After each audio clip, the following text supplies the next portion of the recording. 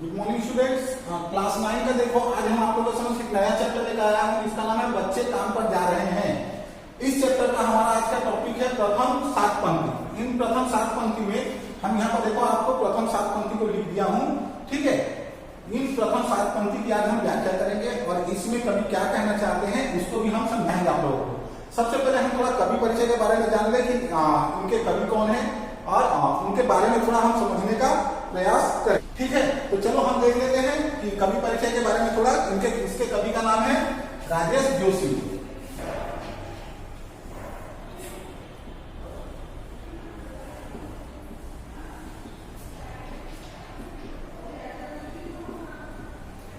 इनका जन्म हुआ था 1946 ईस्वी में इनका जन्म हुआ था।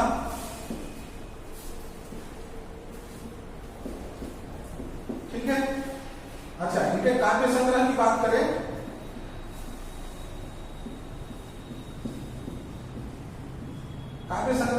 तो काव्य संग्रह में है एक दिन बोलेंगे,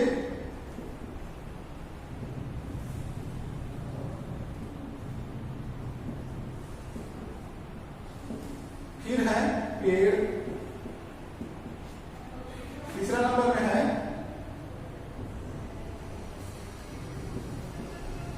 मिट्टी का चेहरा,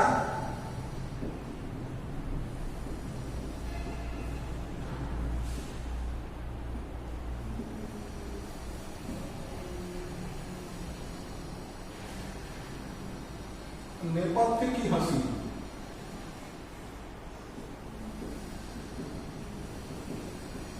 ये इनकी तो टोटल 4। इसके अलावा और बहुत से काव्य संग्रह आप लोग लिख सकते हो, अपनी पाठ्य पुस्तक में देख सकते हो, या इनके जीवन परिचय को आप लोग सर्च करके भी देख सकते हो। इसके बाद देखो क्या है, इनकी भाषा की बात कर रहे हैं हम, तो भाषा है इनके स्थानीय बोली के साथ साथ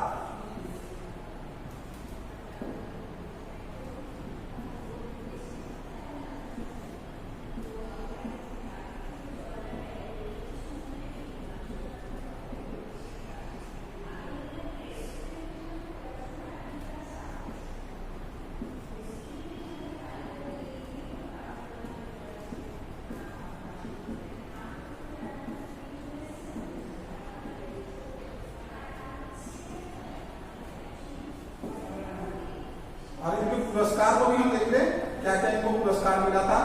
तो माखनलाल चतुर्वेदी पुरस्कार मिला था, साहित्य अकादमी पहले मिलते हैं।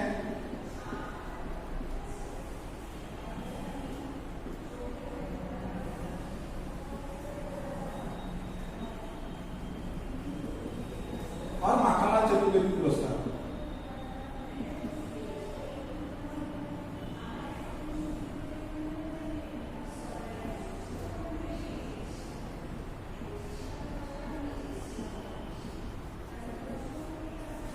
ठीक है। तो ये हमारे टोटल राजेश जोशी जी के बारे में हम आप लोगों को बताएं कि राजेश जोशी के जीवन परिचय के बारे में हम आप लोगों को दिखा दें कि क्या है। इनका जन्म हुआ था सन 1946 ईस्वी में। इनके जो काव्य संग्रह है, इनके काव्य संग्रह में है एक दिन बोलेंगे, पेड़, मिट्टी का चेहरा और नेपथ्य की हंसी इनकी प्रमुख काव्य रचना है। और इसके साथ साथ हम क्या देखते हैं कि भाषा की बात कर लेते हैं। तो भाषा में क्या है, स्थानीय बोली का इन्होंने अपने काव्य में स्थानीय बोलियों का सबसे अधिक प्रयोग किया है। और इसके साथ साथ इन्होंने अपने जो काव्य लिखे हैं उस काव्य में उर्दू भाषा के जो शब्द हैं, कुछ शब्दों को उर्दू भाषा से इन्होंने लिया है। और जहां तक इनके पुरस्कार की बात है, इन्होंने इन्हें साहित्य अकादमी पुरस्कार से भी सम्मानित किया गया था और साथ ही साथ माखनलाल चतुर्वेदी पुरस्कार से भी इनको सम्मानित किया गया था। अब हम आ जाते हैं बच्चे काम पर जा रहे हैं, जो कि राजेश जोशी द्वारा रचित एक हमारे समाज की व्यंग्य प्रधान कविता है। उसको हम थोड़ा देख लेते हैं। देखो क्या लिखे हैं। पहले ही पंक्ति में कवि कहते हैं कि कोहरे से ढकी सड़क पर बच्चे काम पर जा रहे हैं, सुबह सुबह बच्चे काम पर जा रहे हैं। हमारे समय की सबसे भयानक पंक्ति यह है, यह भयानक है, इसे विवरण की तरह लिखा जाना है। कवि कहते हैं हमारे समय की सबसे भयानक पंक्ति है यह जो पंक्ति है, कौन सी पंक्ति, जो बच्चे काम पर जा रहे हैं, यह पंक्ति हमारे समय की सबसे भयानक पंक्ति है। और क्या है, भयानक है, इसे विवरण की तरह लिखा जाना। और इसको अगर हम विवरण की तरह, इसको हम विस्तार पूर्वक लिखने का प्रयास करें तो यह सबसे अधिक कठिनदायक होगा। लिखा जाना चाहिए इसे सवाल की तरह, और इसे भयानक विवरण की तरह ना लिखकर हमें क्या करना चाहिए, समाज के प्रति एक सवाल की तरह लिखा जाना चाहिए कि आखिर ये बच्चे काम पर क्यों जा रहे हैं।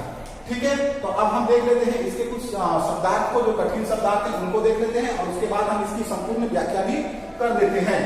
देखो क्या है, हम करते हैं पहले कठिन शब्दार्थों को देखने का प्रयास करते हैं कि कठिन शब्दार्थ को किस प्रकार हम लिखेंगे। ठीक है, उसके बाद हम क्या करेंगे, इसके व्याख्या को भी समझा देंगे। हम इसको रफ कर दे रहे हैं। जहां तक देखो शब्दार्थ की बात है, तो सबसे पहला शब्दार्थ आप लोग यहां पर देख सकते हो, पहला है कोहरा। कोहरे हैं, कोहरे, कोहरे का होता है कुहासा। फिर है दूसरा काम, काम का होता है कार्य। फिर है भयानक, भयंकर। फिर है पंक्ति, पंक्ति का होता है कतार। विवरण,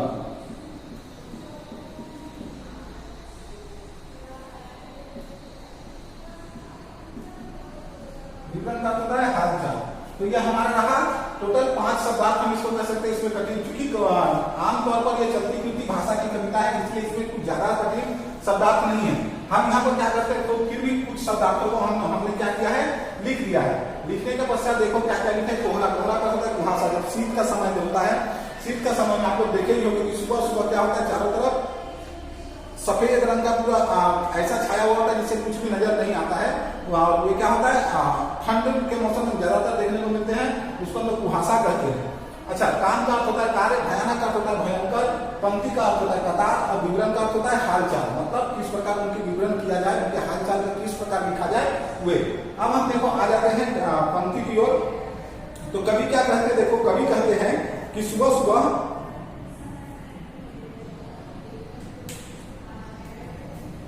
कवि कहते हैं कि सुबह सुबह के समय पर, यह कविता में कवि कहते हैं कि जो सुबह सुबह का समय है उस समय सड़कों पर चारों तरफ कुहासा छाया हुआ है। ऐसी परिस्थिति में क्या हो रहा है, कवि देख रहे हैं कि बच्चे काम पर जा रहे हैं। क्योंकि ठंड का मौसम है, चारों तरफ भयंकर ठंड पड़ी हुई है, ऐसी परिस्थिति में बच्चे क्या कर रहे हैं, काम पर जा रहे हैं। फिर भी बच्चे काम पर किस लिए जा रहे हैं, क्योंकि उन्हें अपने जीविका चलाने के लिए, रोजी रोटी कमाने के लिए उन्हें विवश है और इस व्यवस्था के कारण ही वे क्या कर रहे हैं, काम पर जा रहे हैं। कवि कहते हैं कि जिस समय बच्चों को ठंड से बचने के लिए घर में होना चाहिए, उस समय वह काम करने के लिए घने कोहरे के साये में सड़कों पर निकल पड़े।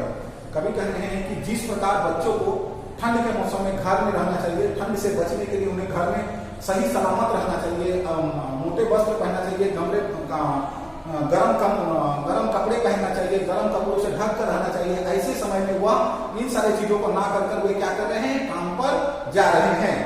हमारे युग की सबसे भयानक, फिर कवि कहते हैं कि हमारे युग की सबसे भयानक पंक्ति यह है कि ऐसी परिस्थिति में, ऐसे ठंड में, ऐसे संकट के घड़ी में भी बच्चे क्या कर रहे हैं, काम पर जा रहे हैं।